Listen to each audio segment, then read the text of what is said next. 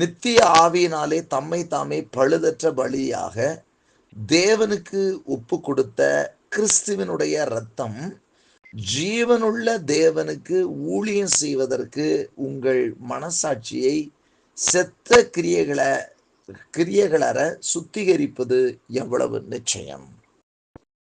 கர்த்தருக்கு மகிமை உண்டாகட்டும்.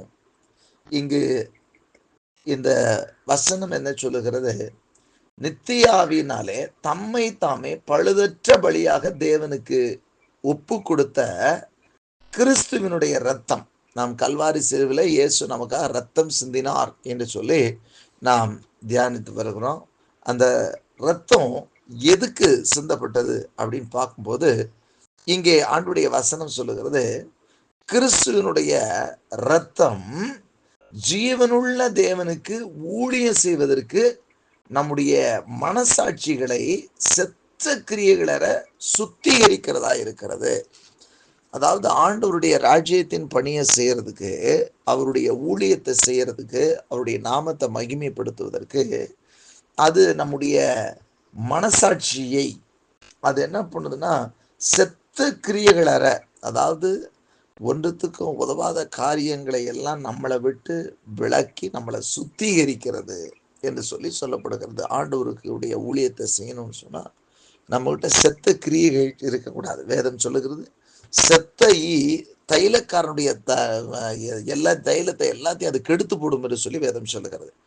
அப்போ ஒரு ஊழியக்காரனுடைய வாழ்க்கையில அந்த செத்த கிரியைகள் அதை மனசாட்சிக்குள்ள அது கிடந்துக்கிட்டே இருந்தா கூட அது பிரச்சனை தான். அதை ஆண்டவருக்கென்று நம்ம உற்சாகத்தோடு உண்மையோடு விசுவாசத்தோடு ஊழியம் செய்ய முடியாது.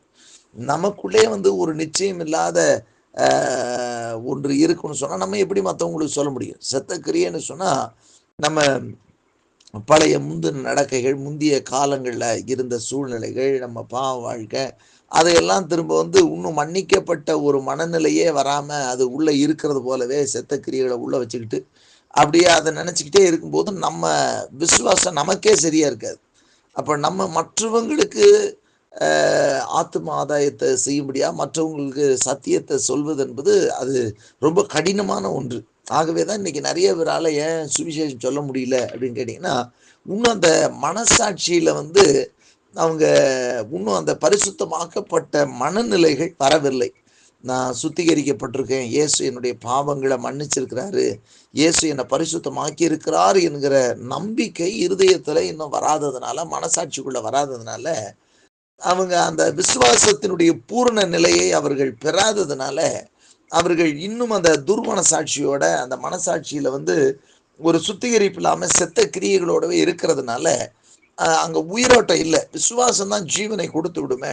அப்ப அந்த மனசாட்சிக்குள்ளாக இருக்கக்கூடிய காரியங்கள், அப்போ ஆண்டுடைய வசனம் சொல்லுகிறது, அந்த அவருடைய ஆவியானவரும் நம்முடைய ஆவியுடனே கூட சாட்சி கொடுக்கிறாரு. என்ன சாட்சி கொடுக்கிறாரு? உன் பாவம் சிலுவையில் சுமந்து தீர்க்கப்பட்டாயிற்று, நீ என்னைக்கு பாவத்தை அறிக்கை செய்தியோ அன்னைக்கே உன் பாவம் மன்னிக்கப்பட்டாயிற்று என்று சொல்லி நம்முடைய பரிசுத்த ஆவியானவரும் கூட நம்முடைய ஆவியோடு கூட சாட்சி கொடுக்கிறார். அப்போ அந்த நல் மனசாட்சி நமக்கு வரணும். அந்த துர்மனசாட்சி, அங்கே அந்த மனசாட்சியில் இருக்கக்கூடிய அந்த செத்த கிரியைகள் நம்மை விட்டு விலக வேண்டும். அப்போ அந்த செத்த கிரியைகளை நீக்குவதற்காகத்தான் இந்த விலையேறப்பெற்ற ரத்தம் நமக்காக சிந்தப்பட்டிருக்கிறது. இயேசு கிறிஸ்துனுடைய அந்த பரிசுத்த ரத்தம் நமக்காக சிந்தப்பட்டிருக்கிறது. இந்த பரிசுத்த ரத்தம் என்ன பண்ணுதுன்னா நம்முடைய மனசாட்சியை சுத்தமாகுது. நம்ம கடந்த காலங்களில் சிலருக்கு பாருங்க, கடந்த காலங்களில் செய்த பாவம் அப்படியே மனசுல நின்றுக்கிட்டே இருக்கும். பாவத்தை அறிக்கை செஞ்சிருப்பாங்க, அழுதுருப்பாங்க, புலம்பியிருப்பாங்க, ஆண்டோட சொல்லியிருப்பாங்க. ஆனாலும் அந்த மனசாட்சிக்குள்ள அவங்களே அதை நம்புறது கிடையாது. ஆனால் அந்த செத்த கிரியைகளுக்கு நீங்களாக்கி நம்மை சுத்திகரிக்கிறது.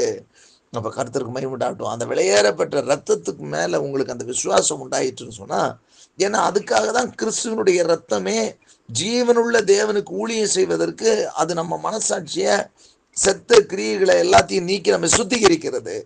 ஏன்னு சொன்னா சுத்தமா நம்ம போய் தேவ சமூகத்துல பணி செய்ய வேண்டி இருக்கிறது. அவிசுவாசத்தோட இல்லை. அவிசுவாசம் இருக்கும்போதே அங்க பிரச்சனை. அவிசுவாசம் பாவமேன்னு சொல்லி வசனம் சொல்லுகிறது. அவிசுவாசத்துக்குள்ள இருக்கிறது எல்லாம் பாவமா இருக்கு. அப்போ ஏசியம் பாவங்களை மன்னிச்சிட்டாரா மன்னிக்கலையான்ற இன்னும் டைலமா மைண்ட் இருக்குன்னு சொன்னா இன்னும் நான் பூர்ணம் அடையலை. அப்ப அந்த பூரண பரிசுத்தத்தை, அந்த மனசாட்சியை சுத்தமாக்குறதுக்காக தான் அவருடைய ரத்தம் நமக்கு சிந்தப்பட்டிருக்கிறது. அதைத்தான் இங்கே இந்த வசனம் சொல்லுகிறது.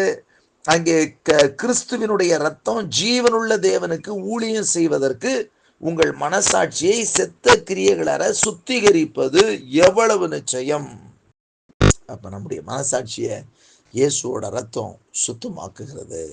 எதற்கு? அவருக்கு ஊழியம் செய்வதற்கு, அவருடைய சித்தத்தை திட்டத்தை நிறைவேற்றுவதற்கு, அவருடைய ராஜ்யத்தை கட்டி எழுப்பப்படுவதற்கு, நம்ம தைரியமாய் மற்றவர்களுக்கு சுவிசேஷம் சொல்லுவதற்கு அது நம்மை சுத்திகரிக்கிறது.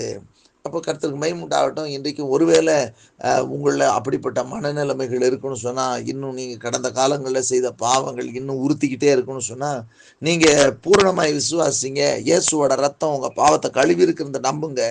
விசுவாசத்துக்குள்ள வரும்போது அது பாவம் மன்னிக்கப்படுகிறது. இயேசுடைய ரத்தம் உங்களை கழுவி இருக்கு. அதுக்காகவே அவர் அவருடைய ரத்தத்தை சிந்தி இருக்கிறார். அந்த துர்மனசாட்சி, அந்த செத்த கிரியை நம்ம மனசாட்சியை விட்டு விலக வேண்டும் என்றுதான். ஏன்னா நமக்கு நாம் ஆண்டவருக்கென்று கர்த்தருக்கென்று நல் மனசோடு ஊழியம் செய்யணும்னு சொன்னா அந்த செத்த கிரியைகள் நம்முடைய மனசாட்சியில் இருக்கக்கூடாது.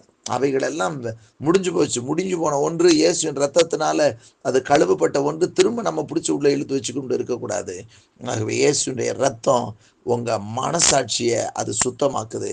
இயேசுடைய ரத்தம் ஆண்டவருக்கு ஊழியம் செய்யும்படியாக உங்களை சுத்திகரிக்கிறது. மனசாட்சியை சுத்தம் பண்ணி தைரியமா கிருபாசன தண்டையில போவதற்கு நமக்கு கிருபை தருகிறது இயேசுடைய ரத்தம். ஆகவே இந்த நாளில் ஆண்டுடைய வார்த்தை சொல்லுகிறது, அவர் கல்வாரி சிலுவையில் சிந்தின பரிசுத்த ரத்தம் நமக்கு நல் மனசாட்சியை ஏற்படுத்தி கொடுக்கிறது. நம்முடைய மனசாட்சியில இருக்கக்கூடிய செத்த கிரியைகளை விலக்கி நம்மை சுத்தமாக்கி ஆண்டவருக்காக உண்மையுத்தமா ஊழியம் செய்ய அது நமக்கு தைரியத்தை தருகிறது. நமக்கு விசுவாசத்தை பெருகச் செய்கிறது. இயேசுனுடைய ரத்தம் நம்மை சுத்தமாக்குகிறது.